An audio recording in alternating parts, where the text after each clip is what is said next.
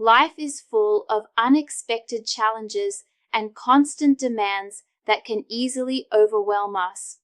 But what if I told you that by making a few simple adjustments to your daily habits, you could not only reduce stress, but also boost your happiness and productivity? These aren't just random tips. They're practical, proven strategies that can help you take control of your life and start thriving, no matter what comes your way. Let's dive in and explore how small changes can lead to big transformations. Firstly, let's start with 10 minutes of silent meditation before bed can drastically reduce impulsiveness and improve sleep. No app, no music, no guru. I just sat still in silence for 10 minutes before bed for the past month. It's stupid simple, but here's what happened. My sleep got noticeably better. After the first week, I caught myself stopping impulsive habits more often, scrolling, snacking, reacting angrily. I was calmer in high-stress moments at work. I even started noticing when I was overthinking while it was happening. You don't need to clear your mind or do it right. Just sit in silence and breathe. Every night, try it for a week. It's basically a free upgrade for your brain. Coming in at number 2, this one sticky note trick made me way more productive without the burnout. If you're constantly overwhelmed by long to-do lists, try this. Write just one task on a sticky note, only the next thing you need to do. Don't think about the rest. Finish that, then write the next one. It keeps your brain focused and avoids that "where do I even start" feeling. I used to get nothing done scrolling through a 15-item list. Now I finish 10 things without realizing it. Weirdly simple, but works like a charm. Try it. Thirdly, don't miss this. Simply doing 6 minutes a day of dead hangs on anything will drastically improve posture. After having battled for posture for years, the single most useful thing I found was dead hangs. Not because they're a great exercise, but because it's so accessible. You can do a dead hang anywhere. This exercise is also really accessible for almost everybody because you can get to the 6 minutes at your own pace. If you can only hang for 5 seconds, you'll just get back at it.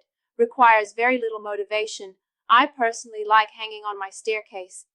Disclaimer: 6 minutes over a period of a day, not in one go, obviously. Next up is that if you're feeling overwhelmed, lonely, or just emotionally drained as an adult, build a blanket fort. Yes, seriously. You don't need to be a child to find comfort in something small, cozy, and safe. Grab some blankets, chairs, pillows, make a little space that's just yours. There's something deeply comforting about creating a physical retreat, especially when life feels too big or loud. It gives your brain a signal. This space is for rest, comfort, and quiet. You can cry in there, read, listen to music, or just sit. It's not silly, it's self-care. Mental health doesn't always need big, expensive solutions. Sometimes it just needs a bit of softness and permission to pause. Halfway there, number 5 is, if a consumer product is branded as having a new look, check the size. Lots of products are being redesigned on packaging or labeled as having a new look. For 95% of them, from cereals to shampoo, there is either less quantity for the same price, or they've adjusted the proportions of goods in that product, e.g., less fancy granola in our cereal versus plain flakes. Shrinkflation is a real thing, and it's better that you look at the fine print before you purchase the same product. At number 6, remember, bartering still works great.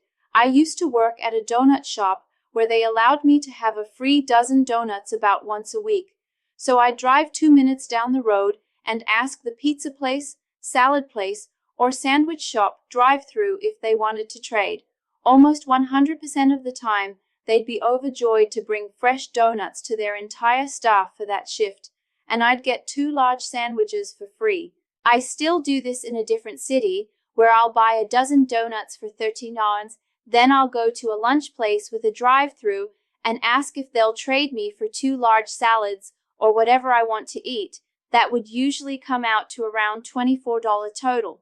If they ask why I'm trading, I just say I work at the donut shop, and it works amazingly well with pretty much every lunch place I've tried it at, giving me about 50% off every lunch. I think donuts work so well because they're a group food, so food for around 8 of your staff, and for the good of the team, definitely feels worthwhile trading for just 2 meals.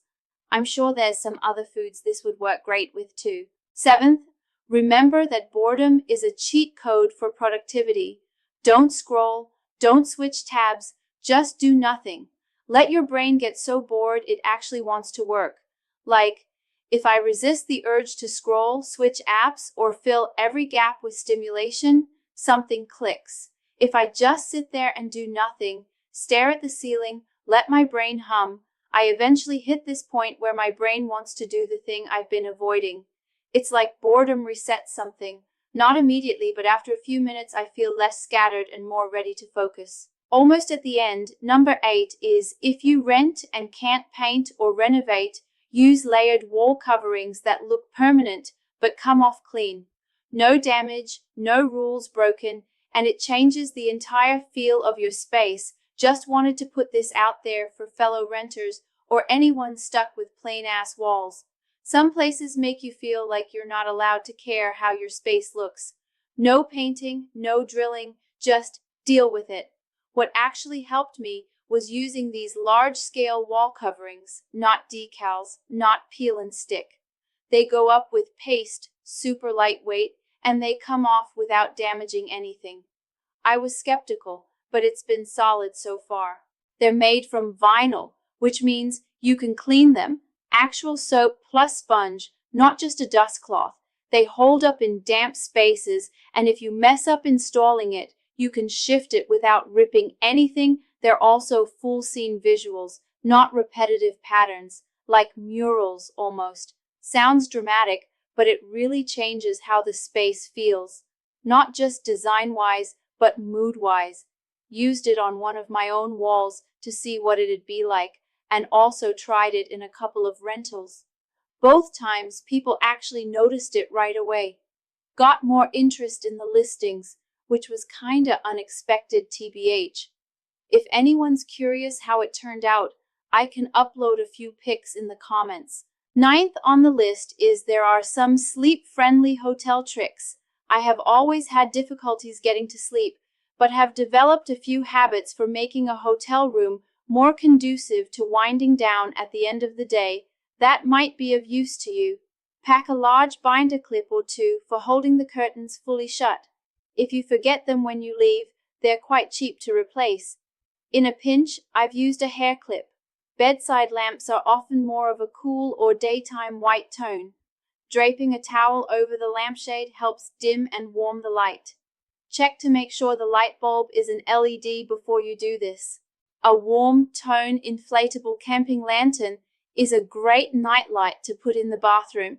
That way, you aren't woken up by bright lights if you get up in the middle of the night to use the loo. It's also very handy to have for emergencies and camping. I have the Lucy lantern, and it's held up on work trips, vacations, and camping marvelously.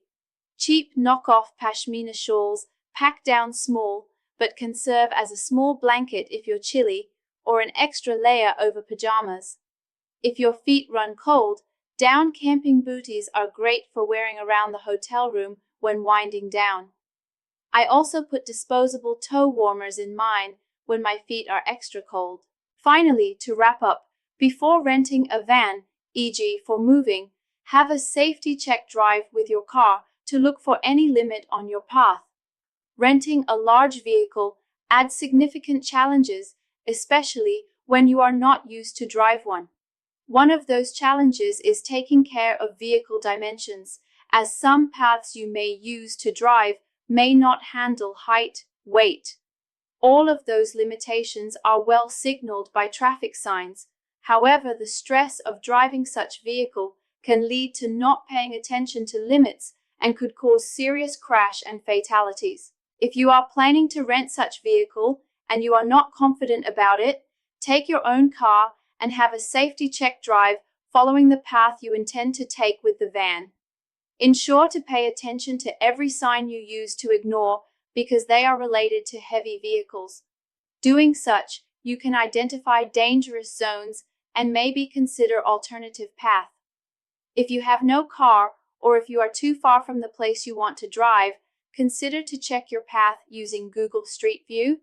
You may skip safe roads like motorway, especially if your path is significantly long.